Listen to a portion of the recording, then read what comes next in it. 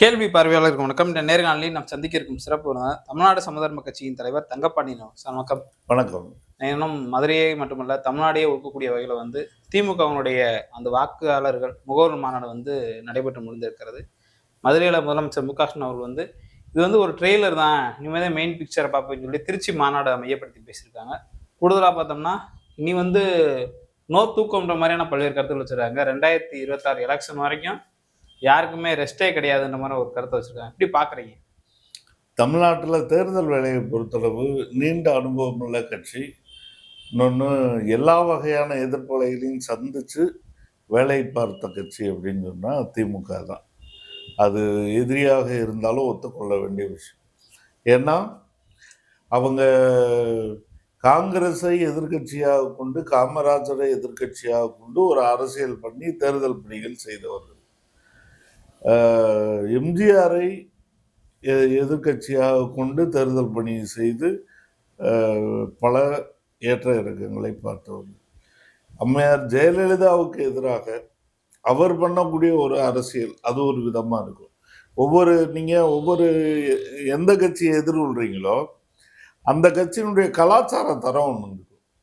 அந்த கலாச்சார தரத்துக்கு நீங்கள் ஈடு கொடுக்கலைன்னு வச்சுக்கோங்களேன், ஜெயிக்க முடியாது.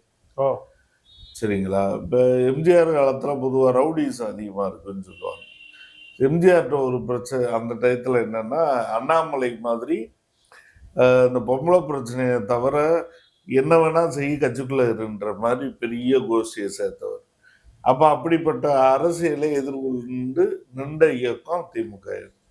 அதற்கு பிறகு அம்மா உங்களுக்கு தெரியும், அவர் காவல்துறையாக இருக்கட்டும் எல்லாத்தையுமே தன் நோக்கம் போல எதிராளிகள் மேல் பிரயோகிக்கக்கூடியவர். அதே மாதிரி பணபலத்தை பயன்படுத்தக்கூடியவர். அப்போ அதற்கு எதிராகவும் அரசியல் பண்ணி களப்பணிகள் செஞ்சு வந்தவங்க. இன்னைக்கு தான் அது என்னன்னா, எனக்கு தெரிஞ்சு ஸ்டாலின் ரொம்ப ஒரு ஈஸியான ஒரு நிலைமையில் வேலை செய்ய முடியும்னு நினைக்கிறேன். ஏன்னா எதிர்கட்சி அப்படின்னு ஒரு பலத்த போட்டி இல்லை. எடப்பாடி பழனிசாமி இருக்கார்ல, எடப்பாடி பழனிசாமி இருக்கிறாரு, தன்னந்தனியா ஆயிட்டாரு, தனி ஒருவன் ஆயிட்டாரு. அவரு ஏன் தனி ஒருவன் ஆனாரு அப்படின்னு சொன்னா, திரும்ப திரும்ப டெல்லியை தலையில சுமந்தாரு. கொரோனா காலத்துல டெல்லியை சுமந்தாரு, தமிழர்களை தவிக்க விட்டார், கஷ்டப்படுத்தினார். ஒரு விளக்கமாறு 67 ரூபாய்க்கு வாங்கணும்னு கணக்கு எழுதினார். இப்படிலாம் ஏகப்பட்ட பிரச்சனைகள்னால எடப்பாடி ஒரு எதிர்கட்சி தலைவரே அல்ல. அது மட்டும் இல்லை, முதல்வர் ஜெயலலிதா அவருடைய இறப்புக்கு பிறகு இப்போ என்னன்னா, அதிமுக சல்லியாக கிடக்கு. அது ஒரு உடஞ்ச குட்டிச்சோராக ஆகி நிற்குது. அதனால எதிர்ப்புகள் சிதறி விட்டது. அதனால பெரிய ரோல் ஒன்றும் இல்லை. அதனால இப்போ உங்களுக்கு முன்பை விட வேலை ரொம்ப ஈஸியா இருக்கு அப்படின்னு தான் பார்க்க வேண்டியது. இல்ல, விஜய் வந்திருக்காரு, இந்த வருகை நம்ம எப்படி பார்க்கலாம்? முதலமைச்சர் அவருக்கு டிவிகே விசஸ் டிஎம்கேன்னு ஒரு கருத்தை வைக்கிறாங்க. இல்லை, தற்குறி பலவிதம், ஒவ்வொன்றும் ஒரு விதம் அப்படின்றது தான் இன்னைக்கு நிஜமா இருக்கு. இன்ன வரைக்கும் டிவிகே வந்தப்ப ஒரு எதிர்பார்ப்பு இருந்துச்சு. 44 பேரை ஒரு பலி கொண்ட சம்பவத்தில் விஜய் நடந்துகிட்ட விஷயம், அவருடைய செல்வாக்கை நடுத்தர வயதினர் சிந்திக்கக்கூடியவங்க இருக்காங்க இல்லையா, அரசியல் தெரிஞ்சவங்க, சிந்திக்கக்கூடியவங்க, நடுத்தர வயதினர், அவர்களுக்கு ஒரு எதிர்பார்ப்பு இருந்திருக்கலாம். அது அவங்க பூரா இப்போ யோசிக்க ஆரம்பிச்சிட்டாங்க. அவங்க பூரா ரிசைட் ஆகிட்டாங்க. இப்போ யாருன்னா, விசில் அடித்த குஞ்சுகளும் தற்குறி கூட்டமும் தான் இன்னைக்கு விஜய் பின்னால் இருக்குன்னு வச்சுக்கோங்களேன். அது ஒரு பெரிய மாசு இல்லை. அவர் காட்டுற கூட்டம் இருக்கு இல்லையா, அது ஒரு பெரிய மாசு இல்லை. இன்னொரு விஷயம் என்னன்னா, பெண்களை பொறுத்தளவு என்ன அப்படின்னா, பெண்களை பொறுத்தளவு பிளைண்டாக நம்பக்கூடியவங்க தான். ஆனால் அவங்க ரெண்டையும் நம்புவாங்க. நீங்கள் உங்களுடைய ஆக்டிவிட்டியில் ஒரு நல்ல ரிசல்ட் வந்தால் அதுதான் உண்மை அப்படின்ற தெளிவு எல்லாருக்கும் இருக்கு. அப்போ விஜய் ஒரு செயலற்றவர், இம்பார்ட்டன்ட் அப்படின்றத இந்த 44 பேர் படுகொலையில காமிச்சிட்டாரு. இந்த இதை பார்த்தீங்கன்னா, அதாவது இப்போ ஒரு ஸ்டாலினுடைய செயல்பாடு அப்படின்னு பார்த்தீங்கன்னா, அவரு அவங்களால தொற்றுணர கூடிய ஒரு வடிவத்துல ஒவ்வொருத்தர்கிட்டையும் தனித்தனியா ரீச் ஆயிட்டாரு. அப்ப என்னன்னா, இவருக்கு நம்ம கஷ்டம் தெரியுது, அவனெல்லாம் கஷ்டம் தெரியாத பணக்கார ஃப்ராடு அப்படின்ற மாதிரியான ஒரு போக்கு. பெண்களால படிக்க முடியுது, அவங்க படிக்க ஆரம்பிச்சிட்டாங்க. அதனால இப்ப விஜய் வந்தப்ப இருந்த கிரேஸை விட இப்ப ரொம்ப குறைஞ்சிருக்கு. ஓ. அப்ப இது தேர்தலில் நிச்சயமாக எதிரொலிக்கும். இன்னும் அது மட்டும் இல்ல, விஜய் எந்த நம்பிக்கையுமே சம்பாதிக்கலையே. என்ன செஞ்சார் நீங்க சொல்லுங்க. நாட்டில் இவ்வளோ பிரச்சனை ஓடிக்கிட்டு இருக்கு. அதாவதுங்க, ட்ரம்ப் வந்துட்டு இந்திய மக்களையே பாதிக்கக்கூடிய, இந்திய விவசாயிகளை பூரா பாதிக்கக்கூடிய அளவுல, சரிங்களா, தலைகீழ் வரி போட்டிருக்காங்க. அமெரிக்காவுக்கு 0 வரி, இங்க இருந்து 50% வரி நீங்க எந்த பொருளை இறக்குனாலும் கட்டணும். அது மட்டும் இல்ல, அந்த 50% வரி எதுக்கு, 0 வரி எதுக்குன்னா, அவன் இறக்குமதி பண்றது பூரா முழுக்க விவசாய பொருள்கள், பால், சோளம், அது இதுன்னு விவசாய பொருள்கள். அதுக்கு 0 டாக்ஸில் நீங்க இறக்குமதி பண்ணி ஆகணும். இந்திய ஒன்றியமே அழிய போகுது. இந்திய ஒன்றிய விவசாயிகள் முழுக்க அழிய போறாங்க, தற்கொலை பண்ணிக்கிட்டு சாக போறோம். இவ்வளவு டேஞ்சரான ஒரு விஷயத்துல நீ ஒன்றிய அரசை பத்தி ஒண்ணுமே பேச மாட்டேங்கிறீங்க. அப்ப இவ்வளவுதான் அரசியல் சொரணம். இவ்வளவு நீ பாஜக பத்தி பேசாம இங்க அரசியல் பண்ண முடியாது. நானு திமுக, அதிமுக கட்சிகளை விட்டுருங்க மொத்தத்துக்கு, திமுக ஏங்க இவ்வளவு உறுதியா இருக்கு? நம்ம கலைஞர் பீரியட்ல அவரு 1000 தான் நிபந்தனைகள் போட்டாலும் பாஜக கூட போனது தப்பு தான், அதை யாரும் ஏத்துக்கிற முடியாது. ரைட்டா? அவர் நிபந்தனைகள் போட்டு போனாலும் அவர் தான் இறக்கி விட்டார். சரியா? அப்படியே இன்னைக்கு ஸ்டாலின் போக முடியல? இன்னைக்கு போகக்கூடாதுன்னு இருக்கா? அந்த கட்டத்தை கடந்து நிக்குது. ஏன்னா மக்கள் அவ்வளவு அடிபட்டுருக்கு, அவ்வளவு புண்ணாகி போய் கிடங்க. நீங்க அக்கௌண்ட்ல இருக்கிற காசை திருடினதா இருக்கணும், சரிங்களா. இன்னைக்கு நானும் என் பையனும் சாப்பிட்றோம், நூடுல்ஸும் ஒரு டீயும் குடிக்கிறோம். 2.5 பைசா மாநில அரசு வரி, ஒன்றிய அரசு வரி, மாநில ஜிஎஸ்டி, ஒன்றிய ஜிஎஸ்டி, சரிங்களா. சாப்பாட்டுக்கு வரி விதிப்பீங்களா? அவ்வளவு கேவலமான ஒரு ஒரு சிஸ்டம், சரிங்களா. அப்புறம் பணம் மதிப்பிழப்பு, பெட்ரோல், எண்ணெய் விலை ஏற்றுமதி, பொருளாதாரம் உங்களுக்கு தெரிய வேணாம், சரியா. ஆனா பெட்ரோல் விலை உயர்ந்துச்சுன்னா காய்கறி விலை உயரும் தெரியாது அவங்களுக்கு. அப்ப என்ன படிச்சு என்ன பொருளாதாரம் கிழிச்சிங்க நீங்க? என்ன கேட்கிற கடமை? இதெல்லாம் சாமானியருடைய கேள்வி, சரிங்களா. ஒரு ஒரு சாதாரண மக்களுடைய கேள்வின்னு வச்சுக்கோங்களேன். இது எதுக்குமே அவன் பதில் சொல்றதே இல்லை, திமிரா பதில் சொல்றான். அது மட்டும் இல்ல, கொள்கை ரீதியா என்ன பண்றான், இந்திய ஏத்துக்க காசு வாங்கிக்க அப்படின்றான். ரைட்டா? தமிழ்நாட்டுக்கு நாங்க சொல்றதுதான் அப்படின்னா, நீ சட்டம் போடு, இது அப்ரூவ் பண்ண மாட்டோம் அப்படின்றான். கவர்னர் கிடப்புல போடுன்றான். அதாவதுங்க, ஒரு ரொம்ப குற்றத்தனமான நடவடிக்கையில நிறைய விஷயங்கள்ல கவர்னர் வந்துட்டு முறையீடா செஞ்சாரு, சட்டவிரோதமா செஞ்சாரு. அதை உச்ச நீதிமன்றம் நீ கொட்டி காமிச்சிருக்கு. அவரை விடாப்பிடியே என்ன வரைக்கும் வச்சிருக்கான். அட்லீஸ்ட் திருப்பி கூட வாங்கல, அல்லது ஆளை கூட மாத்தல. ரைட்டா? அப்ப இவ்வளவு கொந்தளிப்புல மக்கள் இருக்கிறாங்க. திமுக அதனாலதான், திமுகவும் சரி திமுக கூட்டணியும் சரி, அவங்க மக்களுக்கு பாடம் எடுத்ததை விட மக்கள் அவங்களுக்கு ஒரு பாடம் சொல்லி வச்சிருக்கிறாங்க. நீங்க எதை விடக்கூடாதுன்னு சொல்லி வச்சிருக்காங்க. எதை தொட்டீங்கன்னா அழிஞ்சு போவீங்கன்றத அதிமுக பக்கம் அவங்க காமிச்சிருக்காங்க. வேற என்ன பிரச்சனைன்னு நினைக்கிறீங்க? இப்ப அதிமுக ஏன் சல்லியா போனது?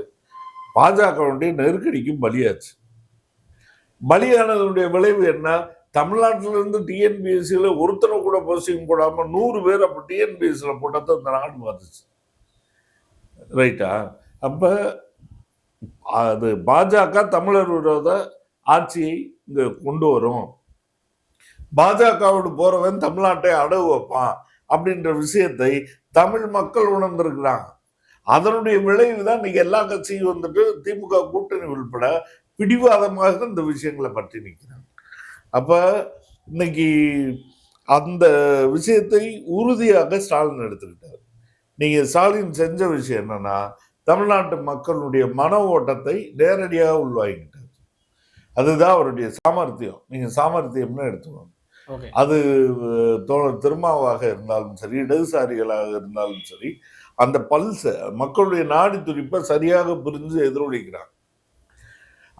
அவருடைய பாத்திரம் மதிக்கத்தக்கது. தலைமை தாங்கி மிகச் சிறப்பாக ஒரே ஒற்றுமையாக இருந்து அதை எதிர்கொள்றாங்க. அப்ப இதுதான் மக்களுடைய மன ஓட்டத்தை தான் நீங்க ஆட்சியாளர் பிடிச்சி ஆண்டுகிட்டு இருக்கிறாங்க. ரைட்டா? அப்ப நீங்க தாவேக்கால என்ன இருக்குதுல?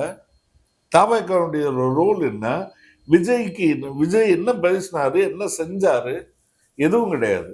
1000 ரூபா கொடுத்ததுக்கு 1000 ரூபா கொடுத்தது பெண்களுக்கு அக்கௌண்ட்ல போட்ட காசுக்கு உச்ச நீதிமன்ற நீதிபதி இதை ஏன் கொடுத்தீங்கன்னு விசாரணை கேள்வி கேட்கு. 100 யூனிட் மின்சாரம் வீடுகளுக்கு இலவசம் கொடுத்துருக்குறாங்க. ரைட்டா? இதுக்கெல்லாம் காசு உங்களுக்கு எங்க இருந்து வருதுன்னு சொல்லி உச்ச நீதிமன்ற நீதிபதி கேட்கிறார். முதல்ல அவர் யாரு? அவர் கேட்கறதுக்கு என்ன அருகதை இருக்கு? அருகதைன்னா நான் சட்ட ரீதியா கேட்கிறேன். சட்டசபை, இந்த மக்களால் தேர்ந்தெடுக்கப்பட்ட சட்டசபை, அதற்கு அது 1000 ரூபா கொடுக்குதா 500 ரூபா கொடுக்குதா என்பது சட்டசபையில் எடுக்கப்படுற கொள்கை முடிவு. என்ன உதவியை செய்யணும், என்ன இதை செய்யணும், அதனால வரக்கூடிய பொருளாதாரத்தை எப்படி மீட்டமைக்கணும்ன்றதெல்லாம் சட்டசபையினுடைய கொள்கை முடிவு. அதுல நீதிமன்றம் தலையிடவும் கூடாது. கமெண்ட் பண்றது வந்துட்டு அநாகரிகம். ஆனா நடக்குது. உச்ச நீதிமன்றத்தின் நீதிபதிகள்ல யாருடைய நியமனம்? முன்னாலேயாவது ஒரு சுப்ரீம் கோர்ட் நீதிபதி அது கவுன்சில்ல இருந்தார், ஒரு ஜட்ஜை நியமிக்கிறதுக்கு. இப்ப நேரடியா நீங்களே போட்டுக்கிறீங்களே, அந்த உச்ச நீதிமன்ற தலைமை நீதிபதிய ரோலையை நீங்களே எடுத்துக்கிட்டீங்களே. அப்ப கொலிஜியம்ன்றது இன்னைக்கு அர்த்தம் இல்லாம போயிடுச்சு. அப்ப நீங்களே போட்டுற நீதிபதிகள் எப்படி பேசுறாங்க? பாஜக என்ன பேசணுமோ அதை அவங்க பேசுறாங்க. அப்ப இப்படிப்பட்ட ஒரு கொடூரமான ஒரு நிலைமைய தாவேகாவும் பேசல, விஜயும் பேசல. ஏன்னா விஜய் ஒரு அரசியல் தற்குறி. சரிங்களா? இந்த நாட்டை விலை பேசி விற்க வந்த ஒரு பவுடர் பூசிய நடிகர். சரியா? சீமான் அதை தொடர்ந்த அதே மாதிரி ஒரு புரோக்கர். பார்ப்பன கடப்பாறை அப்படின்னு தன்னை ஒருத்தன் பேசிக்கிறானா அவனை வந்துட்டு தமிழ்நாடு தன்னுடைய எதிரின்னு கருதலைனா தமிழ்நாட்டுல அவனுக்கு சிந்திக்கவே தெரியலன்னு அர்த்தம். தன்னை பார்ப்பன கடப்பாறைன்னு ஒருத்தன் கிளைம் பண்ணிக்கிட்டான்னு வைங்களேன், அவன் இந்த தமிழ்நாட்டினுடைய பிறவி வைரி, பிறவி எதிரி அப்படின்னு தெரிஞ்சுக்கல அப்படின்னு சொன்னா அவனுக்கு தமிழ்நாட்டு அரசியலே தெரியலன்னு அர்த்தம். தமிழருடைய பிரச்சனையே என்னன்னு தெரியலன்னு அர்த்தம். அப்ப அப்படிப்பட்ட இந்த புரோக்கர் சீமான் தைரியமா ஏறி பார்ப்பன கடப்பார திராவிட கோட்டையை இடிப்போம் அப்படின்னு சொல்றோம். அப்ப இப்படிப்பட்ட இந்த அரசியலை விழிப்புணர்வுற்ற கூட்டம் இருக்குல்ல, ஒரு 30 வயசுக்கு மேற்பட்ட ஆளுகளுக்கு பூரா சீமான் சொல்ல என்னன்னு தெரியும்.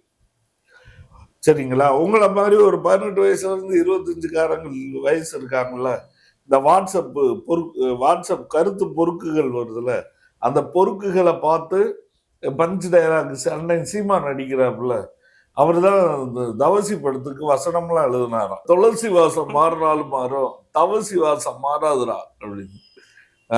அந்த லட்சணம், அந்த லெவல்ல தான் சீமானுக்கு கதை வசனமே எழுத தெரியும். சரியா? இந்த ஸ்கூல் பயில எழுதுற மாதிரி. ஓகே சார், அந்த மாதிரி பல்வேறு கருத்து சொன்னா ஸ்டாலின் அவர்கள் தொட முடியாத இடத்துல இருக்காங்களா? ஏன் அசுர பலத்துல இருக்க மாதிரி தான் தெரியுது. இந்த எலெக்ஷன் எப்படி இருக்குன்னு நினைக்கிறீங்க? இன்னைக்கு கூட மதுரையில கூட ஒரு நல்ல பிரமாண்டமான ஒரு கூட்டம் நடந்திருக்காது. நீங்க சொல்றீங்க எதிர்கட்சிகள் வலுவில்லாம இருக்காங்க, விஜய் உள்ளிட்ட அனைவரையும் சொல்றீங்க. எப்படி பார்க்கலாம் 2026 தேர்தலை? நீங்க ஸ்டாலின் செஞ்சதுல பெரிய விஷயம் என்ன அப்படின்னா, அவரு சொல்லிக்கிற பெருமைகள், அவங்க கட்சி செஞ்சிருக்கிற மக்கள் திட்டங்கள், மக்கள் நலத்திட்டங்கள் அப்படின்ற விஷயங்கள்லாம் தாண்டி, சரியா, அவர் ஆட்சி காலத்தில் பெரிய தவறுகளை அனுமதிக்கலை. ரைட்டா? பெரிய அளவு சட்டம் ஒழுங்கு டிஸ்டர்ப் பண்ணுறது, இந்த ஃப்ராடு அவங்க ஒரு பிரச்சாரம் பண்ணிக்கிட்டே இருக்காங்க இல்லை, அதாவது பெண்களுக்கு எதிரான குற்றங்கள் அதிகரிச்சிச்சு அப்படின்னு ஒரு அப்பட்டமான பொய்யை ரிப்பீட் பண்ண பார்க்குறாங்க. டேய், அதாவது தமிழ்நாட்டில் நம்ம பார்த்ததுலேயே இந்த 10 வருஷத்துக்குள்ள பொள்ளாச்சி பாலியல் வழக்கு தான் ரொம்ப கேவலமானது, கிரிமினல் தனமானது. செஞ்சவன் யாரு? அதிமுக காரன். பொள்ளாச்சி ஜெயராமனுடைய மகன் உள்பட எல்லா பேரும் சம்பந்தப்பட்டிருக்கான். அதை பத்தி சீமான் பேச மாட்டேங்கிறார். அதை பத்தி விஜய் என்கிற தற்குறி பேச மாட்டேங்கிறான். ஆனா இவன் பூரா அப்ப என்ன செய்யறான்? ஏன்னா மேடை போட்டு பெண்களுக்கு தமிழ்நாட்டுல பாதுகாப்பு இல்லைன்றான். இது அவங்க கட்சிக்கார பெண்களே நம்ப மாட்டாங்க. ரைட்டா? அப்ப ஸ்டாலின் அவர் என்ன செஞ்சிருக்காரு அப்படின்னு சொன்னா, அவர் ஆட்சியில தவறுகளை குறைச்சுக்கிட்டார், முடிஞ்ச அளவு கட்டுப்படுத்திக்கிட்டார், ஒழுங்குபடுத்தி வச்சுக்கிட்டார் ஆட்சி நிர்வாகத்தை. சாதாரண அடித்தட்டு மக்களை போன கலைஞர் பீரியட்ல அழகிரி ஆட்டம்னு சொல்லுவோம்ல, அந்த காலகட்டத்தில் பார்த்தீங்கன்னா நீங்க ஸ்டேஷனுக்கு போய் ஒரு எஃப்ஐஆர் போட முடியாது, ஒரு காதல் திருமணத்தை ஜெயிக்க வைக்க முடியாது. எல்லா பேரும் வருவான், எனக்கு அழகிரி தெரியுவான். மதுரையை பொறுத்தவரை இப்படி ஒரு மாதத்துக்கு ஒரு ஆளு அப்படி ஒவ்வொரு ஈரோட்லன்னா அந்த அங்க ஒருத்தர் இருந்தான், இப்படி வீரபாண்டியா இருக்கும். அவங்க எல்லா பேரும் போய் ஸ்டேஷன்ல கரைச்சல், ஒரு பத்திரப்பதிவு, இது ரியல் எஸ்டேட்டு, எல்லாமே பஞ்சாயத்து. சரிங்களா? இது அவ்வளவு கேள்விப்பட்டோம். அப்ப கீழ்த்தட்டு ஏழை நடுத்தர மக்களை நேரடியாக பாதிச்ச விஷயத்துல தான் போன ஆட்சியில பெரும் தோல்வி. அதே மாதிரி தினகரன் எரிப்பு, தாக்கி படுகொலை, உட்கட்சி படுகொலைகள் ரொம்ப ஒஸ்ட். வீட்டை எழுதி தரவன்லாம் வெட்டி கொல்லப்படுவான். ஈரோட்டில் ஒரு இன்ஸ்பெக்டர் ஃபேமிலியை வெட்டி கொண்டாங்க, ரிட்டையர்டு இன்ஸ்பெக்டர் ஃபேமிலி. வீட்டுக்கு அது ரியல் எஸ்டேட். அப்ப சட்டம் ஒழுங்கு சீரழிஞ்சு போய் கிடந்துச்சு. அப்ப அந்த மாதிரி தவறுகளை அதாவது ஏறக்குறைய பெரும் அளவில் கட்டுப்பிடிச்சு வச்சிட்டார். ஸ்டாலினுடைய பாசிட்டிவ் அது ஒண்ணு. அடுத்தது இந்த திட்டங்கள் எங்கெங்க எதை கிரவுண்டடா செய்ய வேண்டியிருக்கு அப்படின்றதுல அது இப்போ அவர் கடைபிடிக்கக்கூடிய இந்த திட்டங்கள் எல்லாம்னு வச்சுக்கோங்களேன். அதுல முக்கியமா என்னன்னா, மாதம் இந்த 1000 பெண்கள் உதவி, அப்புறம் இந்த இலவச பேருந்து, இதெல்லாம் பெரிய சப்போர்ட். இலவச அரிசி, இலவச மின்சாரம். இது நீங்க ஒரு குடும்பத்துல கிட்டத்தட்ட 10,000 ரூபாய் மிச்சப்படுத்துது. அது ஒரு வருமானம். நீங்க சிக்கனமும் வருமானம் அப்படின்ற தேரிப்படி பார்த்தீங்கன்னா, அவங்களுக்கு கரண்ட் பில் செலவு பெரும்பாலும் ஒரு ஃபேமிலிக்கு வராது. ஒரு ஃபேன், ஒரு கிரைண்டர், ஒரு மிக்சி யூஸ் பண்ற ஒரு குடும்பத்துக்கு வராது, கரண்ட் பில்லு வராது. அது பெரிய மிச்சம் அவங்களுக்கு. அப்புறம் பேருந்து போக்குவரத்து 25-30 கிலோமீட்டர் வரைக்கும் போய் வந்துக்கலாம், அது ஒரு மிச்சம். வேலைக்கு போறாங்க தைரியமா, கொஞ்சம் 3 கிலோமீட்டருக்குள்ள போக வேண்டியவங்க 10 கிலோமீட்டர் 15 கிலோமீட்டர் போய் வர்றாங்க. அதே மாதிரி இந்த மாத உதவித்தொகை, அப்புறம் மாணவிகளுக்கு வரக்கூடிய உதவித்தொகை. இந்த தேர்தலை பொறுத்தளவு நிச்சயமா எதிர்கட்சி இல்லை. எதிர்கட்சி இல்லாத ஒரு தேர்தல். எல்லாம் சிதறுண்ட நெல்லிக்காய் மூட்டைகள் தான், எல்லாமே அடி வாங்கும். சரியா? நிச்சயமா திமுக கூட்டணியை வலுப்படுத்தி இருக்கிறோம். அதற்கெல்லாம் நாங்க உள்பட எல்லாருமே கருத்தியலா ஒரு போராட்டம் நடத்திக்கிட்டே வர்றோம். சரியா? பாஜகவிற்கு எதிரான ஒரு அரணாக இன்று திமுக கூட்டணி தான் இருக்கு அப்படின்ற கருத்துல உறுதியா இருக்கனால நாங்க தொடர்ந்து கருத்தியல் போராட்டங்களே இதற்கு ஆதரவாக நடத்தி வர்றோம். அதனால திமுக கூட்டணி தான் இந்த முறை வெல்லும். முதல்வர் ஸ்டாலின் அவர்கள் இன்னைக்கு மதுரையில் ஒரு 58 தொகுதியினுடைய பூத் ஏஜென்ட்களுடைய கூட்டத்தை போட்டு உறங்காமல் வேலை பார்க்கணும்னு இருக்கிறாரு. அது உண்மையிலேயே மிகச் சிறப்பான விஷயம். இந்த தயாரிப்பு தான் தேர்தலில் பெரிய வெற்றியை கொடுக்கும். அது மட்டும் இல்லை, தேர்தல் கையாடல்களை தடுக்கும், குளறுபடிகளை தடுக்கும். ஏன் தமிழ்நாட்டில் அவங்க வடக்க செஞ்ச மாதிரி இந்த எந்திர திருட்டுகளை செய்யறதுல கொஞ்சம் நெருக்கடியாக இருக்கிறாங்க அப்படின்னா, ஃபிசிக்கலாக செய்யக்கூடிய விஷயங்களை இங்கே செய்ய முடியாது. ஏன்னா ஒவ்வொரு பூத்தும், ஒவ்வொரு பள்ளிக்கூடம், ஒவ்வொரு அந்த இந்த கருவியில் வைக்கக்கூடிய கருவூலம் எல்லாத்தையுமே இங்கே இருக்கக்கூடிய கட்சிக்காரன் விழிப்பாக கண்காணிச்சுட்டு இருப்பான், ஒவ்வொருத்தனும் கண்காணிச்சுட்டு இருப்பான். இன்னொன்று அரசு ஊழியர்கள் எல்லாரும் ஒன்று அதிமுக இல்லை திமுக. அப்போ இவர்களும் கண்காணிப்பார்கள். எல்லா விதத்திலையும் ஒரு கண்காணிப்பு இருக்கனால தான் தமிழ்நாட்டில் இவர்களால் வடக்க செய்கிற மாதிரி ஒரு கீழ்த்தரமான ஓட்டு ஊழலை செய்ய முடியாமல் இருக்கு. அதனால அந்த வகையிலையும் இது போன்ற தயாரிப்புகள், பூத் ஏஜென்ட் லெவல்லான தயாரிப்புகள் ரொம்ப முக்கியம். அதுதான் இந்த ஓட்டு திருட்டுக்கு எதிரான ஒரு பாதுகாப்பாக வழங்கும். இப்போ அந்த வகையிலையும் திமுக ஒரு நல்ல சிறப்பான தயாரிப்பை செய்து, இது எல்லா கட்சியும் செய்ய வேண்டியது. அது தவேகாவாக இருக்கட்டும், நாம் தமிழராக இருக்கட்டும், எல்லா கட்சிகளும் கம்யூனிஸ்டுகளை எல்லாருமே செய்ய வேண்டிய ஒரு விஷயம். இதுதான் ஒட்டுமொத்தமாக பாஜகவினுடைய போற போக்குல திருடிட்டு போறது இருக்குல்ல, எல்லாமே 5 வருஷம் ஒருத்தன் சிந்திச்சு தூக்கம் இல்லாம ஒருத்தன் உழைச்ச ஒன்று உருவாக்கிட்டு இருப்பான், ஒருத்தன் போராடிட்டு இருப்பான், ஒருத்தன் குரல் கொடுத்துருப்பான், ஒருத்தன் புதுசா கட்சி தொடங்கி இருப்பான். இது எதுவுமே செய்யாம நோகாம வந்து களவான்ட்டு போறது இருக்குல்ல, அதை எந்த விதத்திலையும் மன்னிக்கவும் முடியாது, அனுமதிக்கவும் முடியாது. அப்ப அந்த ஓட்டு திருட்டுக்கு எதிரான களப்பணி என்பது பூத் லெவல் ஒர்க்கு தான். இப்போ அதுல ரொம்ப தீவிரமா இருக்கணும் எல்லா கட்சிகளும். அதுல நான் வந்துட்டு தமிழ்நாட்டை சேர்ந்த அத்தனை கட்சிகளையும் நான் சொல்றேன், தீவிரமா இருக்கணும் அப்படின்றத வற்புறுத்த விரும்புகிறேன். நன்றி சார். நன்றி.